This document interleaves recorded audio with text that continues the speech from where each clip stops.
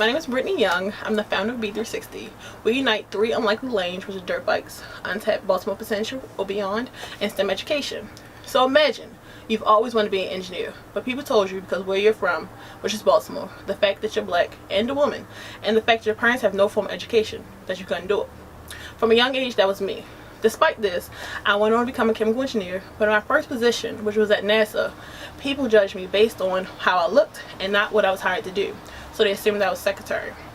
From this experience, I went on to create programs for students, and I noticed too there was a large tech divide, where students maybe wanted to go into engineering or maybe have never met an engineer.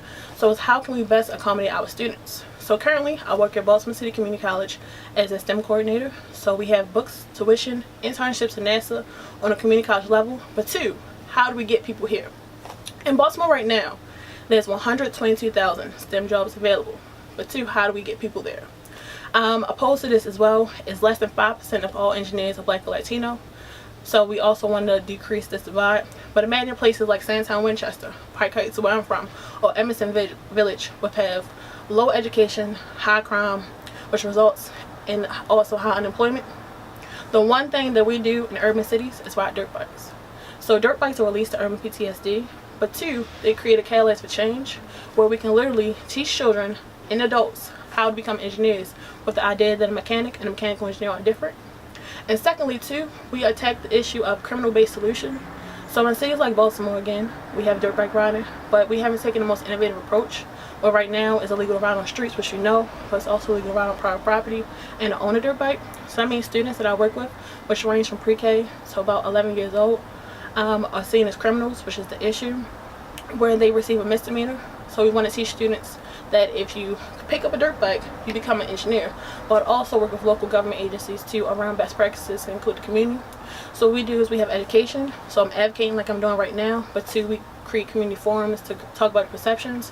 We provide safe spaces, and we have a two-part program which unites theory and practice. So we actually work with dirt bike riders that want to ride safely, and two, to educate students around the engineering design process, and then teach students the ideas of mechanics and mechanical engineering with the same principle of that a mechanic is a mechanical engineer.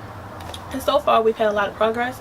We meet with the commissioner, to working with Baltimore City, to winning an elevation award from Baltimore Core for $10,000, to being a social innovation lab at Johns Hopkins, to Raybo and Pico in a Warnock Fellowship.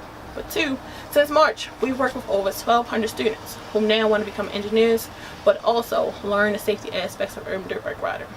So my ask is always, of course, we're looking for close to $420,000, but two, we should be more cognizant as communities and organizations about what it means to incorporate solutions where we don't police people, but we work with best for all, which is community, advocacy, and overall education.